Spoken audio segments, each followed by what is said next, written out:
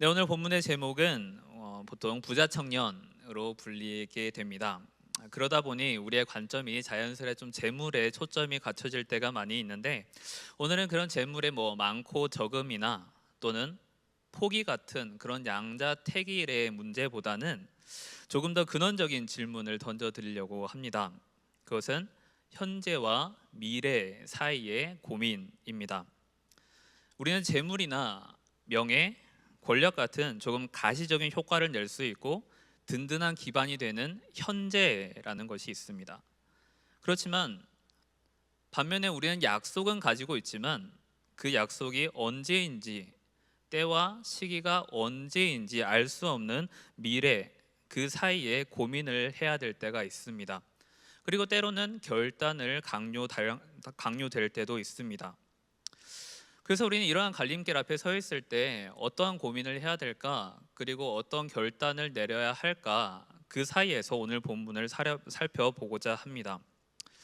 우리는 하나님을 향한 믿음도 가지고 있고 성경에서 약속한 미래를 향한 저 표대도 보고 있는데, 그럼에도 우리는 여전히 현실을 살고 있기에 고민할 수밖에 없습니다. 이럴 때 우리 선진들은 어떤 선택을 해왔는지, 아무것도 보이지 않는 그 불확실성 속에서도 하나님을 어떻게 신뢰할 수 있었는지를 함께 살펴보고자 합니다. 오늘 본문에서 예수님께 한 사람이 나와서 질문을 던지고 있습니다. 그 질문은 영생을 얻기 위한 방법입니다.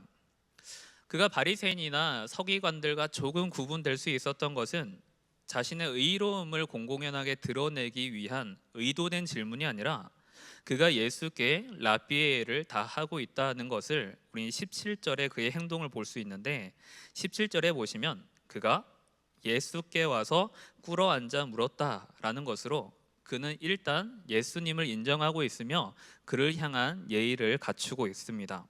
그리고 또한 영생을 위한 방법이 정말로 궁금한 것 같습니다. 그리고 이제 예수님께서 대답해 주십니다. 십계명을 지켜라 라고 말씀해 주십니다. 그리고 대답하기를 그는 내가 어려서부터 다 지켰습니다. 그리고 나서 예수님께서 이 사람을 보시고 이렇게 대답합니다. 그를 보시고 사랑하사라는 표현이 마가복음에만 등장하고 있습니다.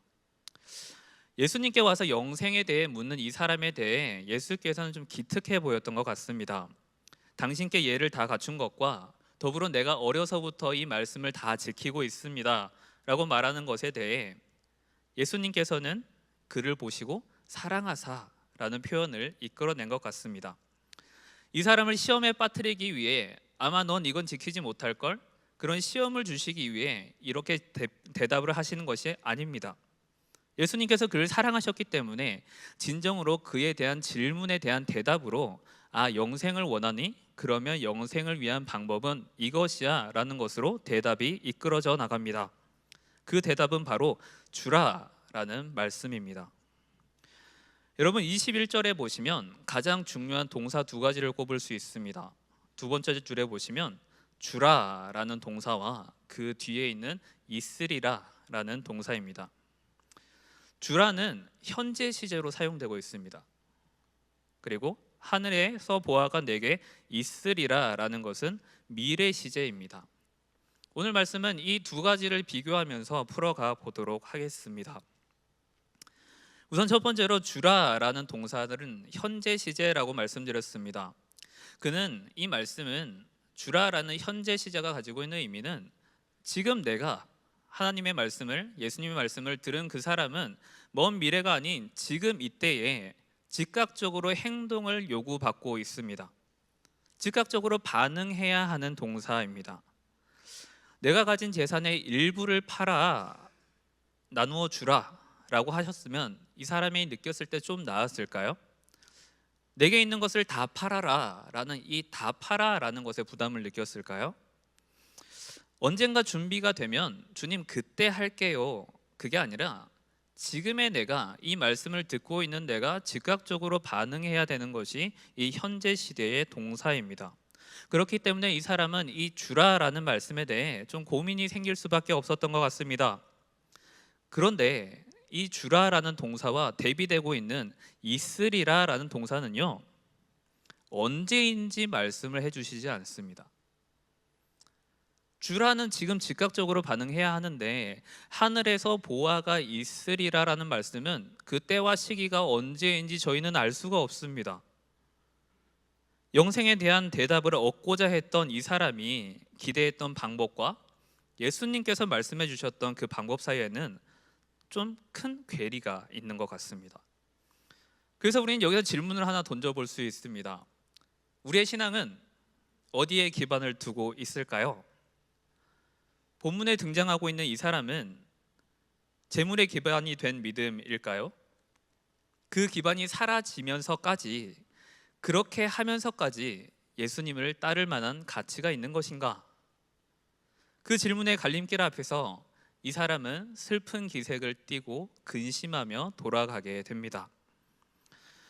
여러분, 이 사람에게서 재물은 지금 당장 사용할 수 있는 것이고 미래의 불확실한 일들을 대처할 수 있는 든든한 무기 같은 것입니다. 반면 지금의 안전함을 포기한 채 영생이라는 미래를 결단하기에는 여전히 갈등을 가지게 됩니다. 이 영생과 재물이라는 두 개의 구도를 보았을 때 현재를 의미하는 이 재물은 안전함을 의미를 가지고 있습니다. 미래에 닥쳐올 특정한 일을 방어할 수도 있고 어찌 보면 내가 그것을 피할 수도 있는 수단이 될 수 있습니다. 그리고 영생이라는 것은 죽음 이후에 영원이라는 안전을 확보하고 싶은 이 사람의 질문 또는 마음이라고 표현할 수 있겠습니다. 그러면 영생을 얻기 위해 어느 하나를 포기해야 한다면 여러분들은 어떤 선택을 할 것 같습니까? 이 질문자에게 영생에 대한 값어치는 현실에서 포기해야 하는 그것과 좀 비교를 해보았을 때 영생을 얻기 위해 자기가 가지고 있는 모든 것을 던질 만큼 간절하지는 않았던 것 같습니다.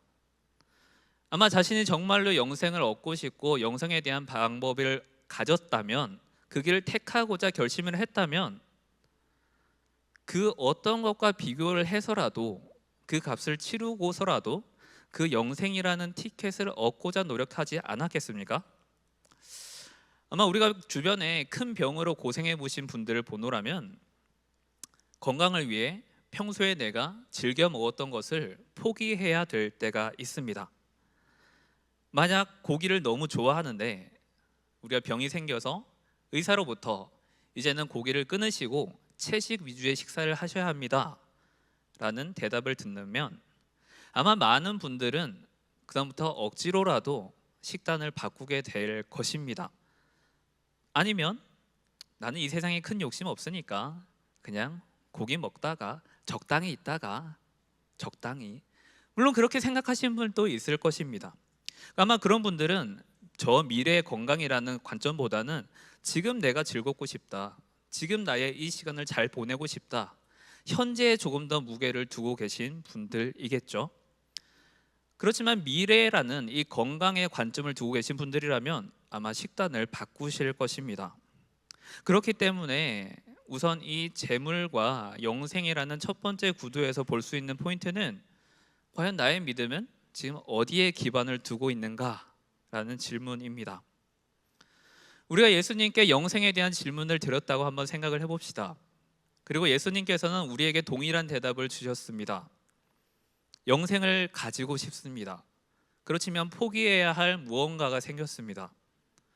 현실과 미래, 오늘과 내일, 당장 해야 할 일, 그리고 기약 없는 미래, 이 사이 속에서 우리는 어떤 선택을 할 수 있을 것인가?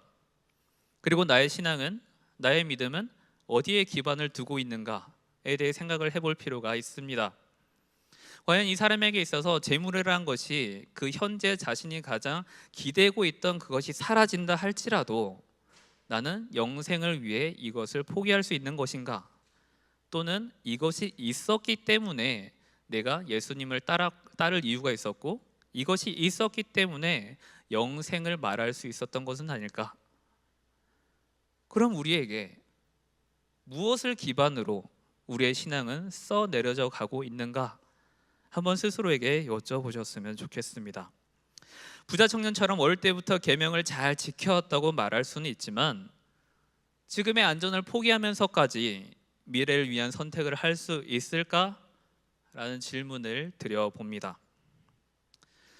우리가 다음으로 생각해 볼 수 있는 것은 불확실성에 따른 두려움입니다. 그 두려움 때문에 필연적으로 함께 따라오는 것이 낙심입니다. 내가 예측할 수도 있고 계획을 세울 수 있는 일이라면 어려움은 좀 있을 수 있겠지만 두려움까지는 생기지 않습니다. 그런데 미래에 대한 예측이 전혀 되지 않고 한 치 앞도 보이지 않는 상황에 우리가 딱 놓여지게 되면 일단은 내 마음에 불안함이 들어오죠. 두려움이 들어오죠. 그러면 우리에게는 그 두려움을 이겨내기 위한 뒷배경이 필요합니다. 그러면 그때는 내가 가장 잘하는 것, 아니면 내가 그동안 의지해 왔던 것을 가장 처음으로, 첫 번째로 딱 생각할 수밖에 없습니다. 그것이 오늘 주인공에게는 재물이라는 든든한 뒷배경이 있었습니다. 이것은 비단 재물만의 문제가 아닙니다. 우리의 건강이 될 수도 있고 각자의 특기가 될 수 있고 명예 등등 어떤 것이든 집어넣을 수 있습니다. 다만 그 강력한 뒷받침이 나를 받쳐주던 든든한 뒷배경이 사라진다고 하니까 이제는 두렵기 시작합니다. 더 이상 나를 받쳐줄 그것이 없다 생각하니 불확실성 속에 주님의 말씀을 따르기가 주저하게 됩니다. 분명히 주라라는 예수님의 말씀은 나에게 영생을 위한 방법으로 주셨던 건데 되려 이 주라라는 말씀이 이 사람에게는 자신의 신앙을 무너뜨리고 자신을 두려움에 빠지게 되는 되려 시험이 되어버렸다라는 말입니다. 이 두려움이 생기게 되면 참 두려운 것이 현재 일이 아니라 언제 닥쳐올지 모르지만 미래의 일임에도 불구하고 그 두려움이 지금의 나를 집어삼킨다라는 점입니다.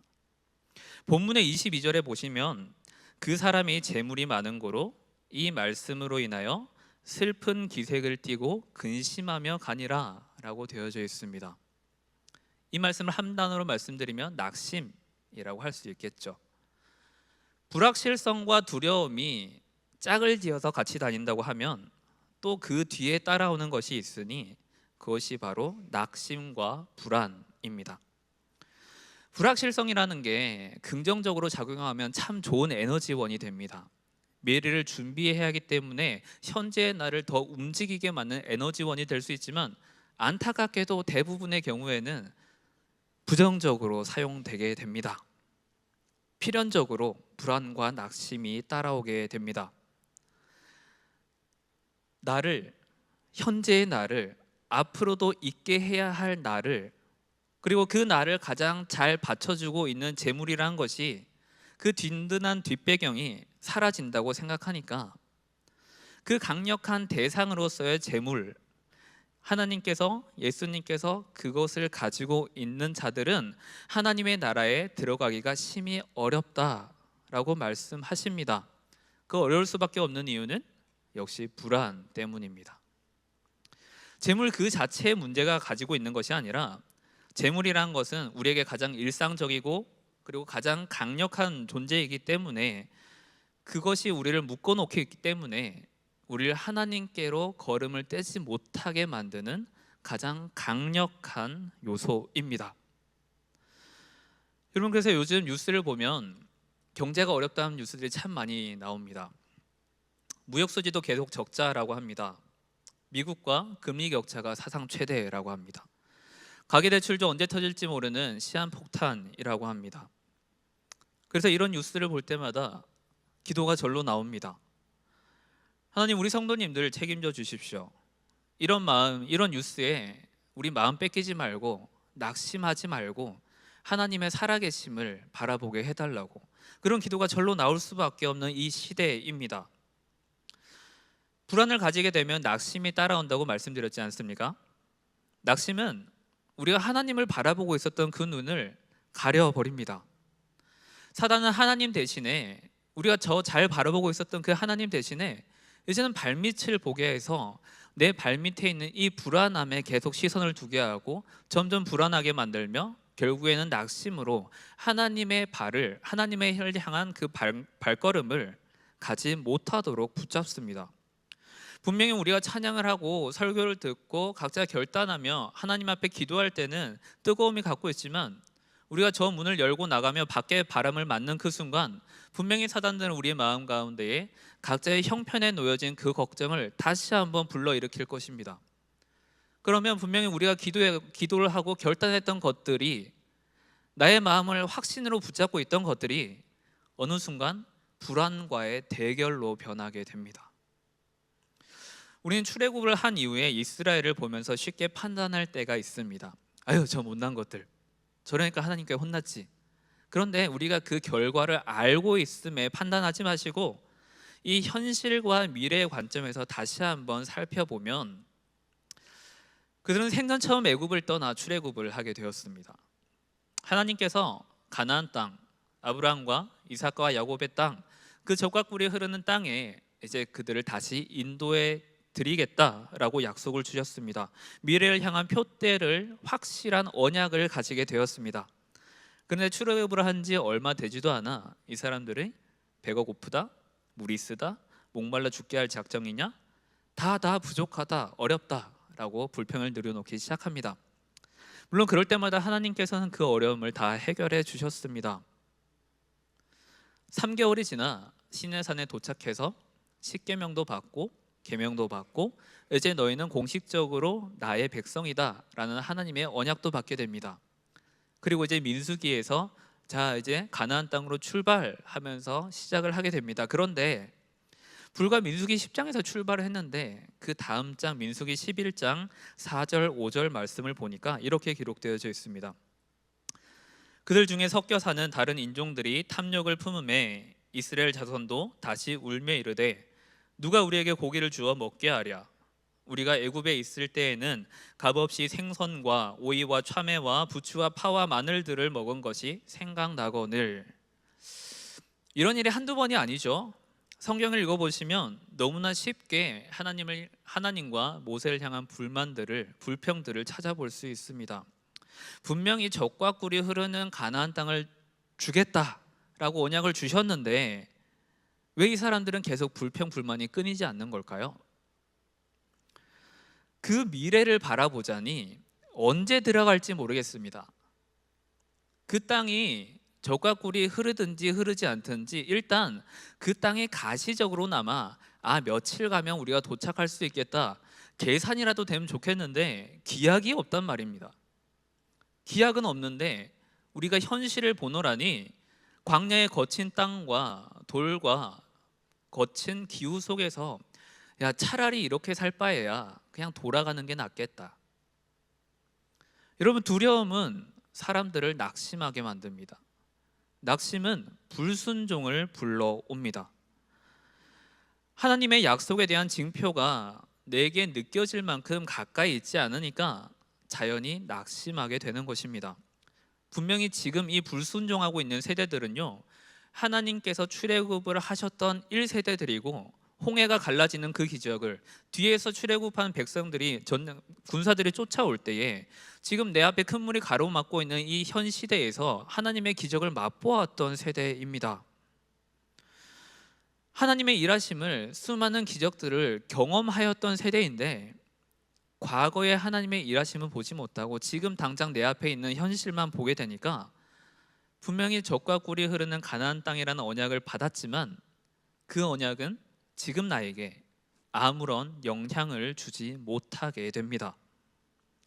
특히 이스라엘이 광야에서 40년이나 유래할 수밖에 없었던 결정적 사건을 통해 이 구도는, 이 현재와 미래라는 구도는 더 극명하게 나타나고 있습니다. 12명의 가나안 정탐꾼을 보냈습니다. 민수기 13장 27절에 보면 모세에게 말하여 이르되 당신이 우리를 보낸 땅에 간즉 과연 그 땅에 젖과 꿀이 흐르는데 이것은 그 땅의 과일이니이다 라고 기록하고 있습니다. 그런데요 여러분, 그 다음 절을 보니까 반전이 이제 일어납니다. 그러나 그 땅 거주민은 강하고 성읍은 견고하고 심히 클 뿐 아니라 거기에서 아낙 자손을 보았으며, 우리 31절 33절 말씀 우리 함께 읽어보도록 하겠습니다. 그와 함께 올라갔던 사람들은 이르되 우리는 능히 올라가서 그 백성을 치지 못하리라. 그들은 우리보다 강하니라 하고 우리는 스스로 보기에도 메뚜기 같으니 그들이 보기에도 그와 같았을 것이니라. 정탐꾼들은 그 땅에 탐스러운 과실들을 자신의 눈으로 확인하였음에도 불구하고 장대한 안악자손과 큰 성읍을 보게 되니까 두려움이 확 들어오게 됩니다. 우리가 저 사람들을 이길 수 있을까? 저 성읍을 우리가 함락시킬 수 있을까? 우리는 변변찮은 군대도 없는데, 막 출애굽을 한 400년 동안 노예 생활만 했던 우리인데 우리가 저 사람들을 이길 수 있을까? 라는 두려움이 확 들어오니까 이제 12명 중에 10명은 사람들을 선동하기 시작합니다. 갈렙과 여호수아가 그렇지 않다, 하나님께서 주신 언약의 영속성을 우리는 바라보아야 한다라고 이야기를 하지만 백성들의 마음은 이미 두려움에 사로잡혀서, 낙심에 사로잡혀서 하나님과 모세에게 반기를 들게 됩니다. 우리가 애굽 땅에서 죽었거나 이 광야에서 죽었으면 좋았을 것을 이라는 정말 하나님의 일하심에 대해 정말로 허탈함에 빠지게 될 망극한, 참으로 무서운 표현을 기록하게 되는 것입니다. 여기서 우리가 볼 수 있는 두 번째 포인트는요, 불확실성에 따른 두려움에 사로잡히면 필연적으로 불순종을 낳게 합니다. 불확실성은 낙심을 하게 만듭니다. 그 낙심은 현실에 기반이 되어져 있기 때문에 미래를 말씀해 주신 우리 하나님에 대해 불순종할 수밖에 없습니다. 본문 속의 그 사람처럼 영생을 위해 예수님께 나아왔지만 주라는 그 예수님의 말씀이 분명히 영생을 위한 방법이었음에도 불구하고 되려 그에게 현실의 든든한 배경을 사라지게 만드는 시험거리로 전락했다는 말씀입니다. 그 두려움은, 그 낙심은 그로 하여금 슬프게 떠나갔다라는 결말을 낳게 됩니다. 우리도 동일하게 두려움과 낙심 물론 찾아옵니다. 도망가고 싶을 때도 있습니다.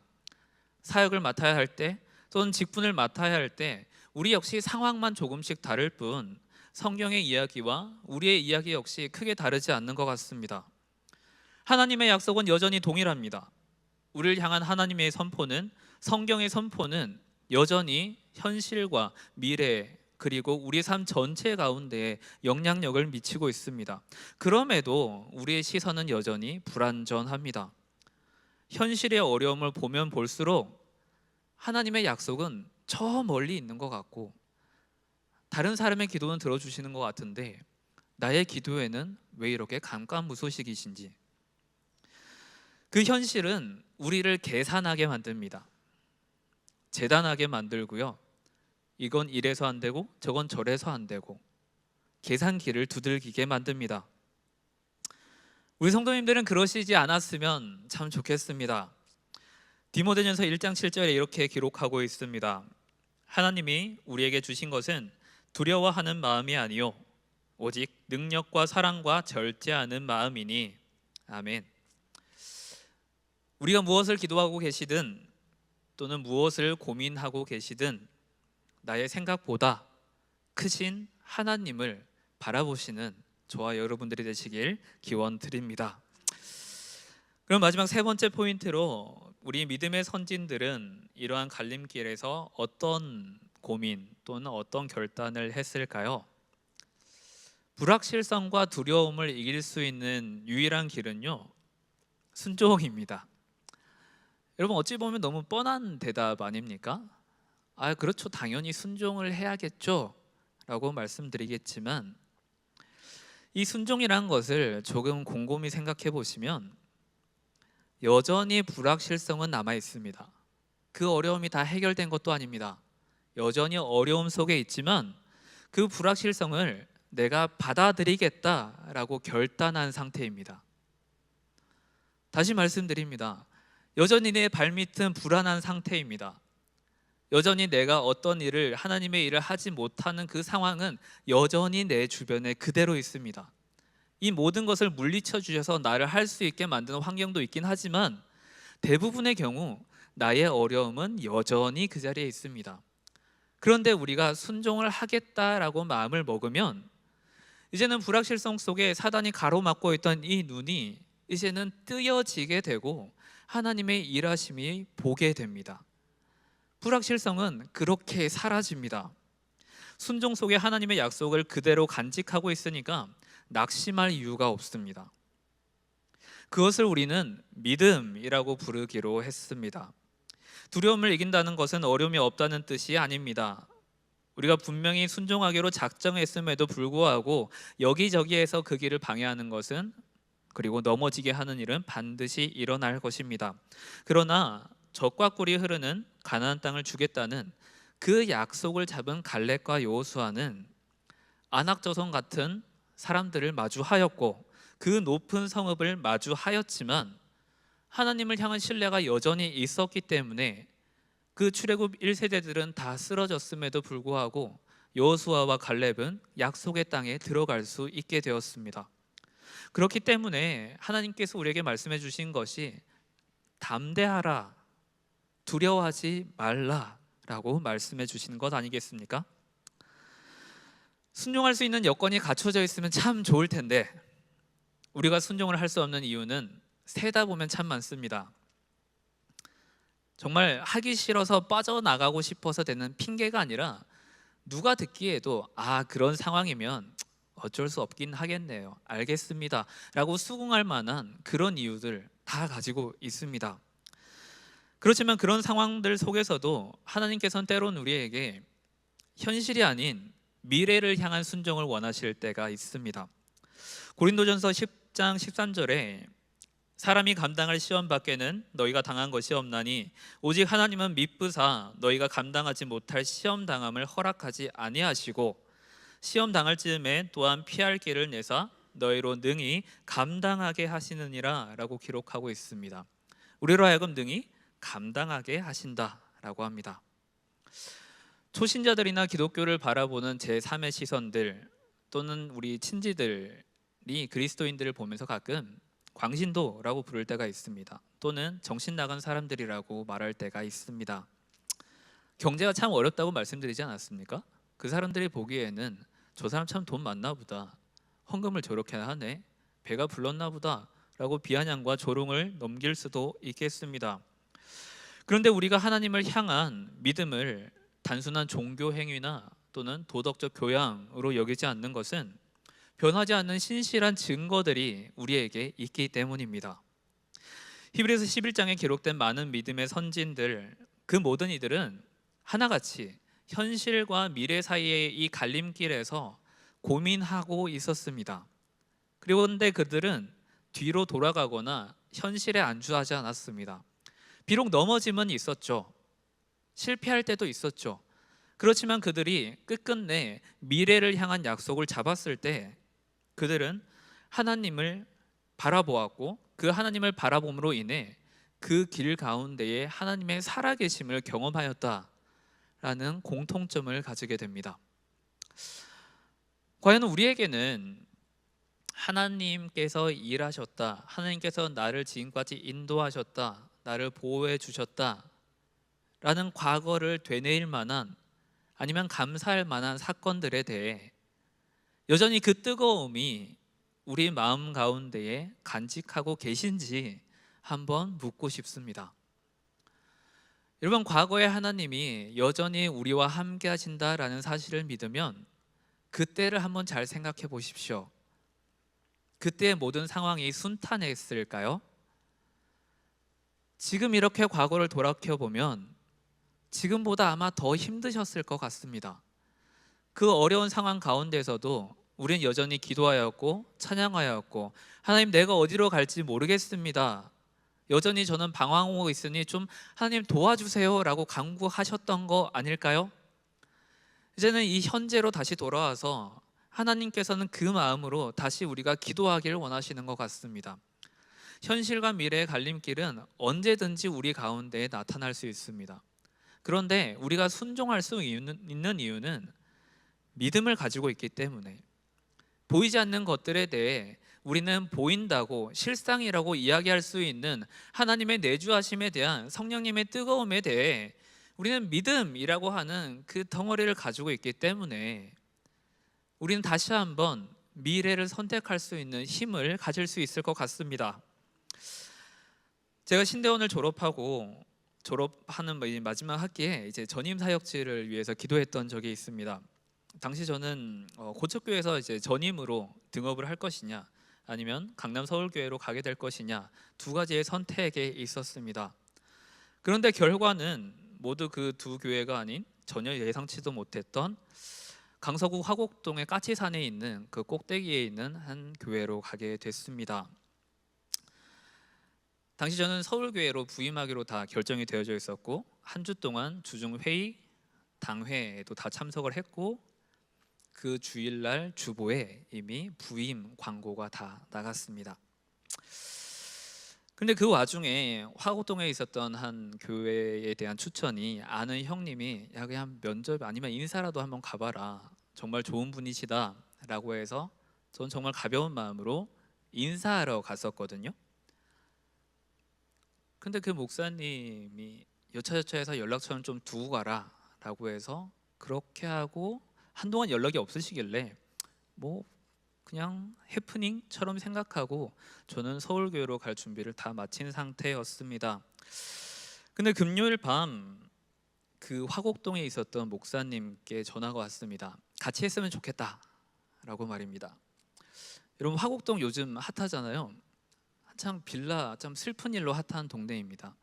그때나 지금이나 큰 차이는 없었던 것 같습니다. 불과 10년밖에 되지 않았으니까요. 그때 그곳에서 목사님께 금요일날 전화가 왔을 때, 목사님, 전 이미 다른 교회를 가기로 다 결정이 됐습니다, 죄송합니다 라고 했을 때, 뭔가 뒷여운이 되게 안타깝게 그래도 한 번 더 고민을 해봐 주세요 전도사님, 그런 이야기가 있었는데, 그래도 저는 왜냐하면 저희가 계산을 해보면 비교가 안 됐거든요. 화곡동과 대치동 사이에 무언가를 하나를 선택을 하라고 한다면 아마 대부분의 많은 분들이 대치동을 선택하시지 않을까요? 저만 그럴까요? 네, 그런데 하루 그렇게 지나갔습니다. 근데 토요일 날 또 전화가 왔습니다. 목사님이 아무리 기도를 해보셔도 저랑 같이 했으면 참 좋겠다. 그래서 저는 우선 죄송합니다라고 전화를 끊긴 했지만 너무 찝찝한 마음에 그때 어머니께 전화를 드렸습니다. 그때는 선택의 번복을 위한 전화가 아니라 단순히 그냥 엄마 이런 일이 있었다, 그냥 그렇네요 라는 정도로만 이야기를 했었는데, 어머니께서는 그것에 대해 네가 뭔데 담임 목사님이 2번이나 전화를 와서 너를 청하냐, 일단 거기에 대해 한번 서운함이 있었고요. 두 번째로는 엄마, 그 얘기를 듣는다 할지라도 이미 내 부임은 다 결정됐고 주보에 광고가 나갔다니까, 내가 지금 그걸 번복하면 날 거기 추천해준 형님한테는 물론이거니와 난 정말 정말 나쁜 놈이 되는 거다. 그리고 제가 그때는 유학 막바지 준비를 하던 막바지 단계였기 때문에 그곳에서 후원을 어느 정도 해준다는 약속이 있었기 때문에 저한테는 정말 더할 나위 없었던 좋은 곳이었거든요. 그런데 어머니께서 한참 그냥 저의 넋두리를 들으시더니 너 말고도 거기는 갈 사람 많을 거야. 그런데 거기는 그렇니? 라는 질문에 대해 아니요 엄마, 대부분 대치동을 가려고 하겠지. 그리고 나서 어머니는 너 신학 왜 했니? 결국 신앙의 본질은 낮은 곳으로 가는 거란다 라고 마치 저를 놀리듯이 말씀을 하시며 전화를 끊었던 기억이 납니다. 그 마음이, 그 말씀이 얼마나 그 당시에 저를 때렸는지, 이거를 번복을 해야 하나? 번복을 하게 될 경우 따라오는 리스크들을 계산하게 되면 저는 너무 나쁜 놈이 되는 거예요. 그리고 누군가한테 물어봐도 네가 제정신이니? 거기를 포기하고 그쪽으로 간다고? 아니요, 그거는 너무 힘든 일이었죠. 그런데 계산서를 들여보면 참 수지가 안 맞는 이야기지만 결국에는 갔습니다. 갔으니까 이 말씀을 드리겠죠.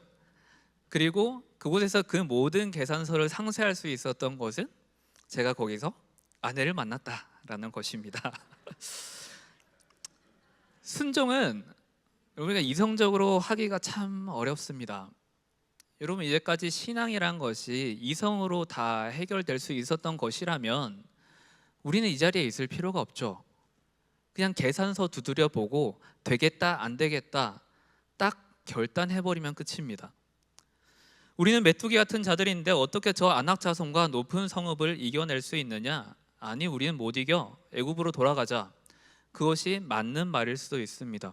그런데 하나님께서는 아니, 젖과 꿀이 흐르는 가나안 땅은 바로 저 땅이야 라고 말씀하셨기 때문에 여전히 내 눈앞에는 안악자손이 있고 높은 성읍이 있지만 우리는 그럼에도 예, 알겠습니다, 순종하겠습니다 라고 나아갈 수 있을 것 같습니다. 우리 성도님들에게도 저에게 도전을 주셨던 그 어머니의 때로는 약간 농담 같았던 원래 신앙은 낮은 곳으로 가는 거란다 라는 그 말이 여전히 저에게도 그리고 우리 성도님들께도 도전이 되었으면 좋겠습니다. 나에게 맡기신 순종의 자리를 받아주셨으면 좋겠습니다. 어려움은 분명히 있습니다. 불확실성 여전히 있습니다. 두려움도 여전히 있습니다. 그럼에도 불구하고 우리가 그 약속을 신뢰함으로써 순종할 때에 하나님의 임재가 우리를 둘러싸고 하나님의 일하심을 보게 하실 줄 믿습니다. 이제 말씀을 정리하면서 마지막 질문을 드리겠습니다. 나는 두려움과 불확실한 이 인생 가운데에서도 기억할 하나님이 내 안에 계십니까? 있으실 줄 믿습니다. 성경에 기반된 믿음의 선진들, 아브라함의 하나님, 이삭의 하나님, 야곱의 하나님, 우리 선진들의 하나님께서 그들의 역경 속에서도 그 길을 지켜주셨고 짙은 안개 속에서도 등불이 되어주셨던 그 하나님이 오늘을 살고 있는 우리들에게도 여전히 역사하시고 일하심을 믿는 여러분들이 되셨으면 좋겠습니다. 우리가 아무리 든든한 배경이 있다 할지라도 하나님께서 그것을 흩으시면 우리가 어찌할 수 없습니다. 악한 사단들은 우리에게 자꾸만 불안과 두려움으로 낙심하게 만들며 하나님을 향해 가지 못하도록 만듭니다. 그렇지만 신뢰와 믿음은 기적을 맛보게 하고 하나님의 일하심을 경험하게 하며 순종의 기쁨을 만끽하게 됩니다. 어제도 계셨고 오늘도 계시고 영원토록 우리와 함께 하실 하나님의 그 역사가 우리와 함께 하길 기원드립니다. 슬픈 기색을 띠며 돌아가는 이들이 아니라 하나님, 여전히 어렵지만 우리는 하나님을 찬양하며 가겠습니다. 하나님은 나의 아버지십니다 라고 고백하며 따르는 여러분들이 되실 수 있길 주님의 이름으로 축원드립니다. 우리 마지막으로 시편 43편 5절의 말씀 함께 읽으시며 찬양과 기도의 시간으로 나아가도록 하겠습니다. 이 말씀 우리 가운데에 혹시나 고민과 어려움이 있는 분들 가운데에 하나님의 소망이 되시길 바랍니다. 우리 함께 읽도록 하겠습니다. 내 영혼아, 내가 어찌하여 낙심하며 어찌하여 내 속에서 불안해하는가? 너는 하나님께 소망을 두라. 그가 나타나 도우심으로 말미암아 내 하나님을 여전히 찬송하리로다. 아멘.